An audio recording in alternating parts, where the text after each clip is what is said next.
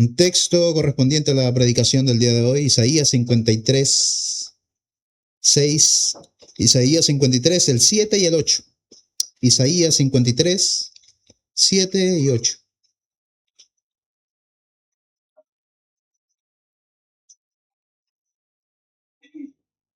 Dice así: angustiado él y afligido, no abrió su boca. Como cordero fue llevado al matadero, y como oveja delante de sus trasquiladores, enmudeció y no abrió su boca. Por cárcel y por juicio fue quitado, y su generación, ¿quién la contará? Porque fue cortado de la tierra de los vivientes, y por la rebelión de mi pueblo fue herido. Les invito a tomar asiento.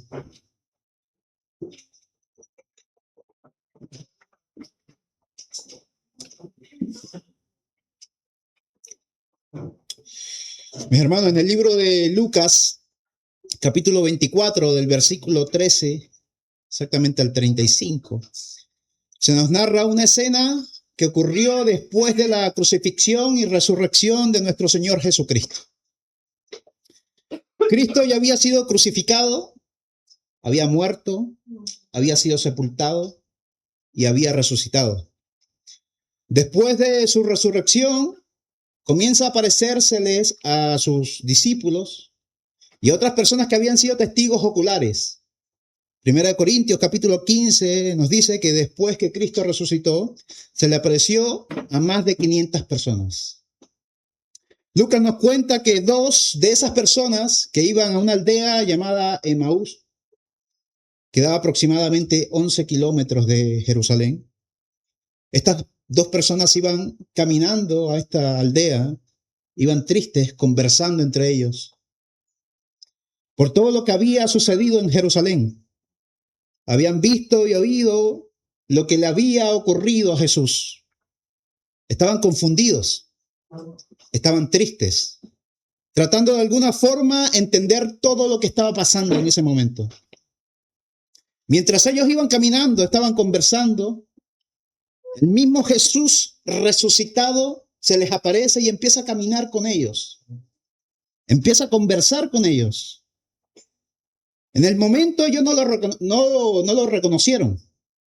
El texto nos dice que sus ojos estaban velados, de manera que no podían reconocer que esa persona que estaba allí caminando con ellos y platicando con ellos era el mismo Cristo resucitado. Jesús les hace una pregunta, les dice: ¿qué pláticas son estas que tienen entre vosotros y por qué están tan tristes?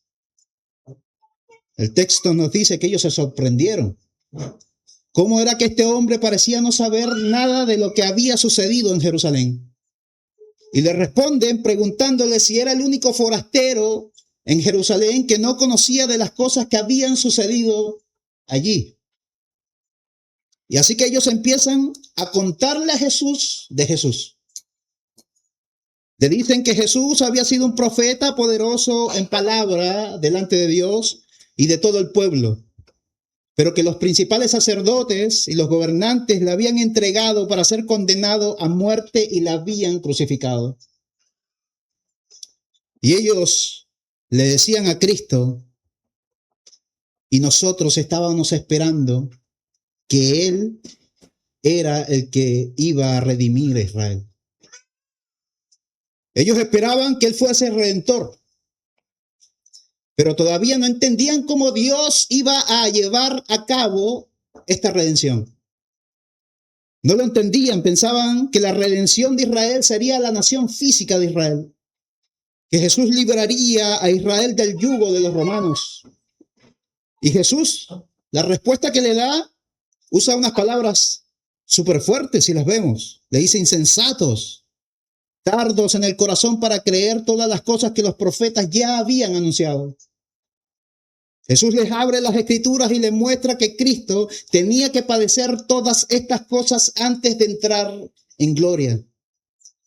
Y comenzando desde Moisés y siguiendo profeta tras profeta, les explicó en todas las escrituras lo que las escrituras hablaban acerca de él mismo.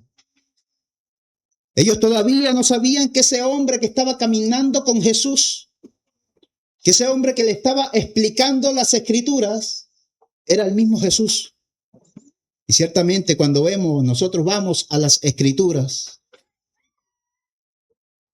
nos damos cuenta que Cristo debía de haber padecido. Nosotros pudiésemos hacer el mismo recorrido que hizo Cristo Jesús con aquellos 2 discípulos, desde Moisés y pasar por todos y cada uno de los profetas, y así nos daríamos cuenta que desde el principio las Escrituras se venían anunciando que el Mesías debía de padecer. Solamente lo podemos ver en Isaías 53, cómo no mencionar Salmos 22, donde podemos ver con mucha claridad el sufrimiento que habría de experimentar el Mesías. Algo parecido se nos relata en el libro de Hechos, capítulo 1. Cristo ya resucitado, se le había aparecido por 40 días a sus discípulos, les enseñaba y les hablaba acerca del reino de los cielos. Y después de todo esto, los discípulos le preguntan a Cristo: Señor, ¿tú restaurarás el reino de Israel en este tiempo? Hasta ese punto, el cómo se llevaría a cabo la redención que era anunciado por medio de las Escrituras del Mesías no se conocía completamente. Como hoy nosotros, por medio de la revelación del Espíritu Santo a los apóstoles, que nos explicaron en las Escrituras quiénes forman parte del Israel que vino a redimir Cristo, que nos explican la doble imputación que hubo en la cruz, que nos implican cómo por medio del sacrificio de Cristo nosotros podemos ser justificados ante Dios, y nos deleitamos nosotros en todas estas promesas. Tomamos fuerza en ello y vemos en esas promesas hermosas que no encontramos en ninguna otra parte en esta vida. Pero los discípulos hasta ese punto no lo entendían completamente, por eso le hacían esa pregunta al Mesías. Ellos esperaban que el Mesías, pensaban de alguna manera que la redención de Israel sería la nación física, pero no entendían todavía plenamente a grandes rasgos cómo se llevaría a cabo esta redención.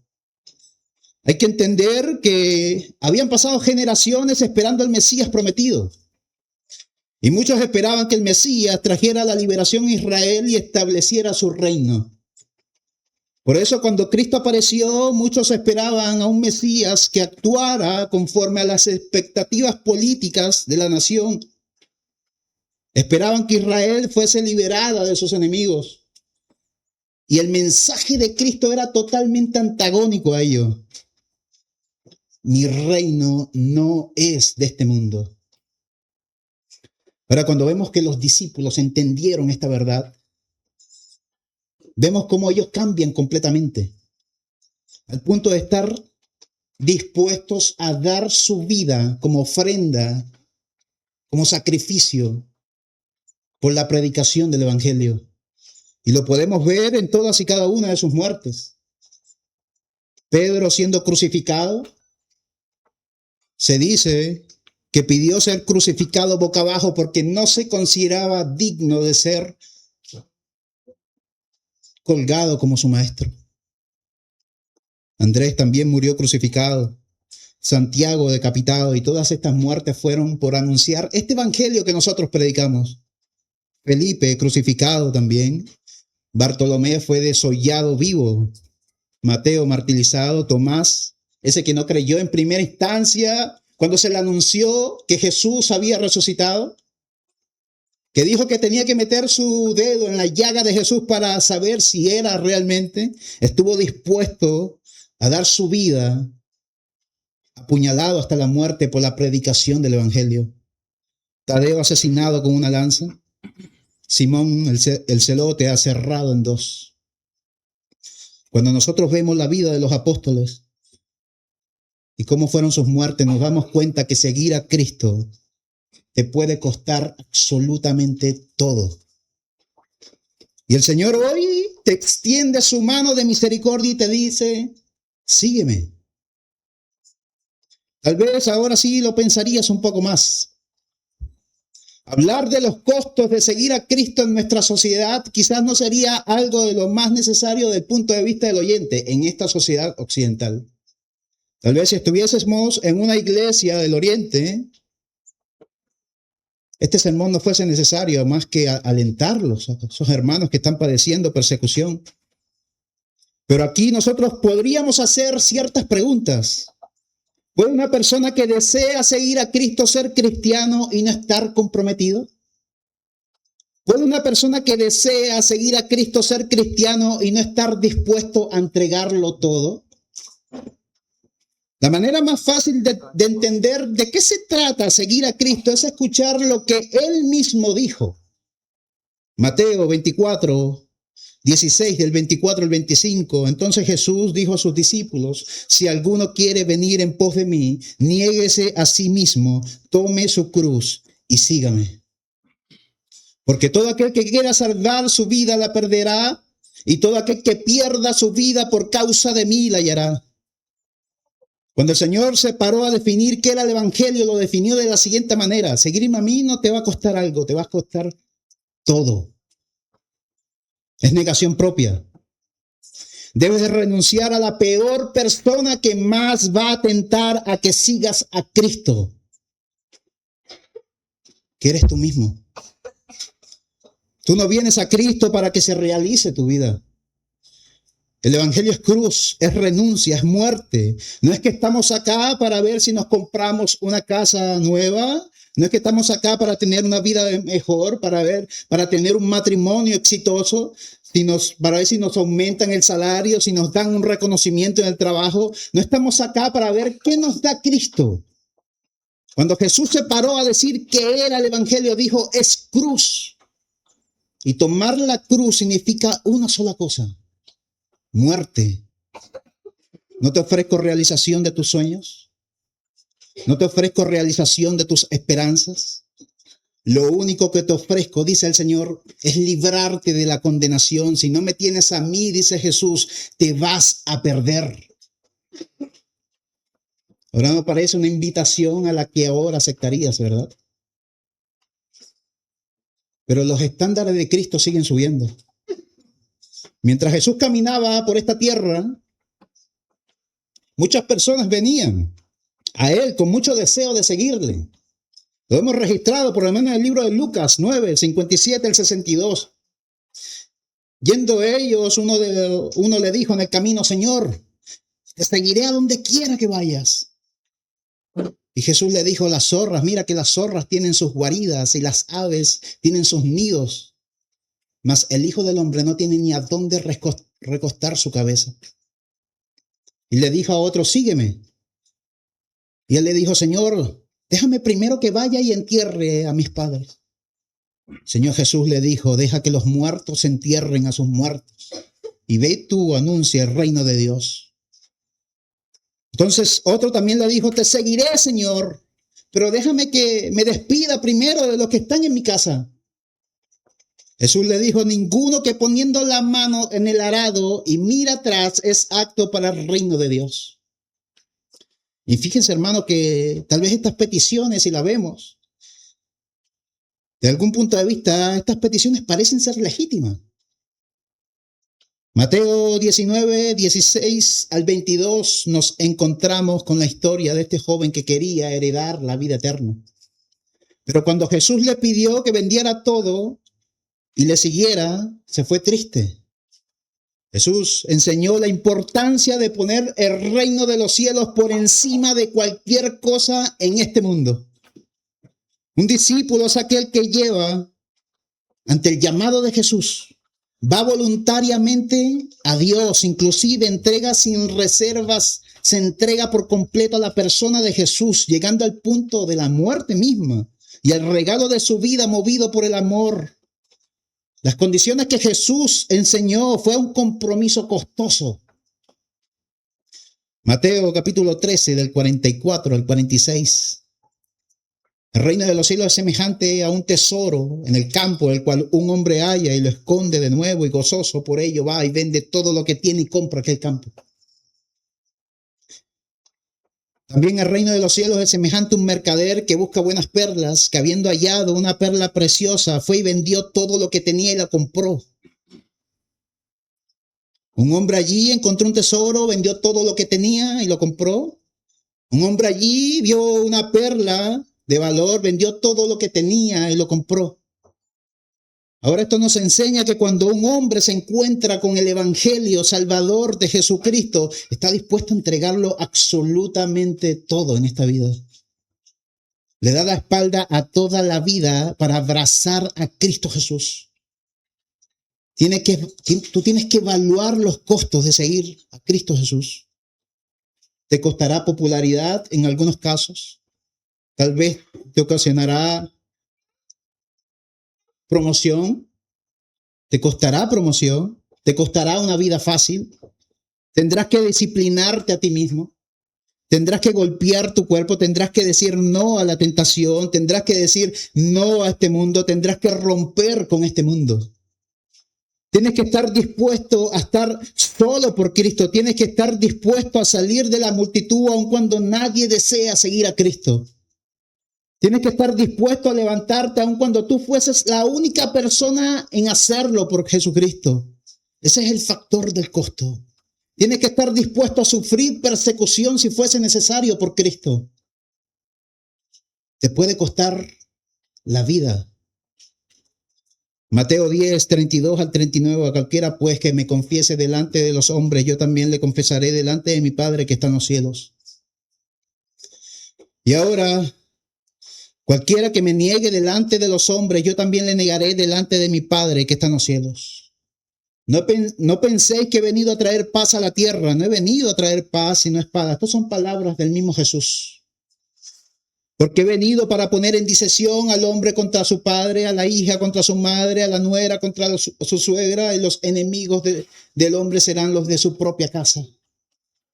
El que ama a padre o a madre más que a mí no es digno de mí. El que ama a hijo o a hija más que a mí no es digno de mí. Y el que no toma su cruz y sigue en pos de mí no es digno de mí. Estas son palabras de Jesús.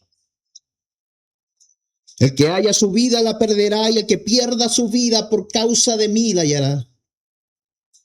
Un llamado fuerte al compromiso total. Sus términos son simples. Tú tienes que odiar la vida y poner por encima de ella a Jesucristo para ser digno de Él.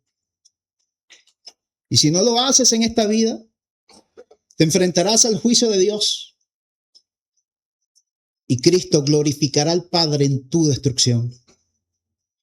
En ocasiones, en no entender la terrible condenación de la cual Dios nos quiere librar, no le tomas importancia a correr a los pies de Cristo. Si supieras la gran condenación que les espera a los que están sin Cristo después de la muerte, pondrías el reino de los cielos por encima de cualquier cosa en esta tierra.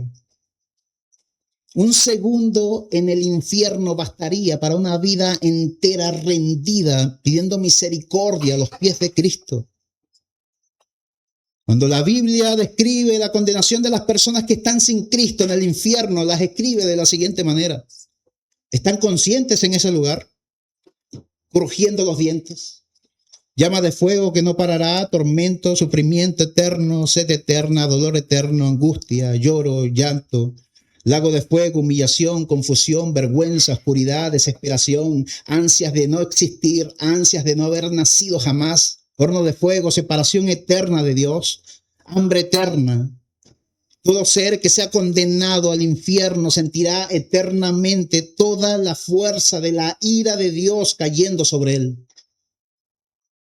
Millones y millones de personas aglomerados, gritando con alaridos de sufrimiento, crujiendo los dientes de dolor, maldiciendo, otros miles llorando, otros que con dolor de desesperación claman por solamente tener un segundo de vida para correr a los pies de Cristo.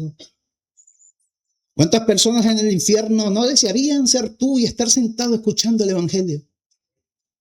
Lo único que te separa del infierno es la misericordia de Dios, que hoy te permitió abrir los ojos y estar acá sentado escuchando el evangelio. Te extiende su mano de misericordia y te dice: sígueme, arrepiéntete de tus pecados, vuélvete a Cristo. Cuando nosotros entendemos esto, podemos comenzar a comprender por qué aquellos hombres, los discípulos de Cristo, Estuvieron dispuestos a seguir a Cristo hasta las últimas consecuencias. Ellos no estaban siguiendo simplemente un maestro que les había enseñado cosas buenas. No estaban siguiendo un líder político que les prometía devolverle a Israel su grandeza.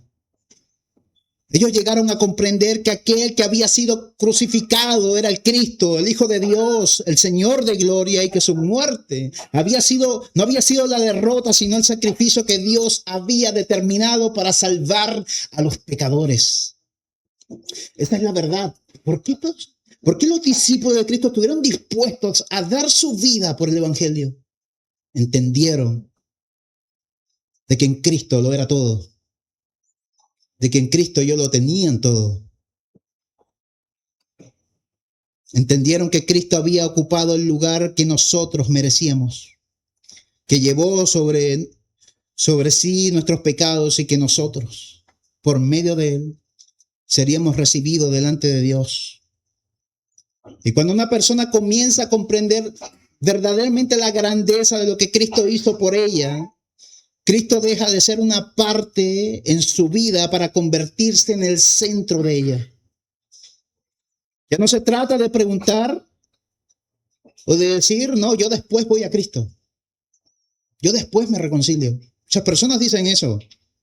Cuando nosotros vamos y le predicamos, conocidos, yo después lo voy a hacer. Yo en algún momento lo voy a hacer. Esta persona cuando entiende, cuando Dios le quita la venda y puede ver a Cristo, la preciosura de Cristo, la conclusión es, ¿cómo podría yo no vivir para aquel que murió por mí? El sacrificio de Cristo cambia nuestra manera de mirar todo lo demás. La familia sigue siendo importante, el trabajo sigue siendo importante, nuestros proyectos siguen siendo importantes, nuestros sueños, nuestras responsabilidades siguen teniendo su lugar, pero ninguna de estas cosas pueden ocupar el lugar que le pertenece solo y únicamente a Cristo Jesús. Porque si entendemos la cruz, entendemos que fuimos comprados para seguir, no para seguir viviendo por nosotros mismos, sino para aquel que murió y resucitó por nosotros. Y esto fue lo que entendieron los apóstoles de Cristo, que es el fundamento sobre el cual está edificado este evangelio que nosotros predicamos, el testimonio que ellos dieron con sus propias vidas. Aun cuando las personas quieren rechazar la resurrección de Cristo y se encuentran con esta pared de evidencia del testimonio de la sangre que derramaron sus discípulos por predicar este evangelio, no puedes refutar absolutamente nada contra ellos. Hay que verlo, examinarlo. ¿Qué era lo que había? ¿Qué los movía en su corazón a dar su vida por ello? Allí está la respuesta del amor de Dios. 2 Corintios 5:15 nos dice algo. Cristo murió por todos para los que viven ya no vivan para sí, sino que para aquel que murió y resucitó por ellos. Ese es el llamado que Dios nos hace a todos y cada uno de nosotros. Ese es el llamado que te hace aquella persona que por primera vez escucha el evangelio. Arrepiéntete de tus pecados. Anda a Cristo en arrepentimiento. Corre a Él buscando misericordia y reposo. Él es el único medio que nosotros tenemos en esta tierra para ser justificados ante Dios. Arrepiéntete hoy, porque hoy puede ser el último día de tu vida. Mis hermanos, les invito a ponerse sobre sus pies.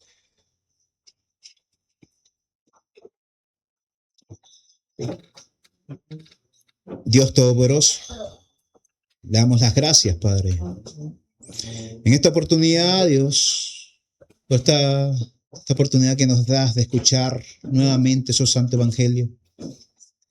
Le pedimos que, Padre, nosotros demos frutos dignos de arrepentimiento, Dios. Ayúdanos que esta semilla del evangelio germine en nuestros corazones, Padre.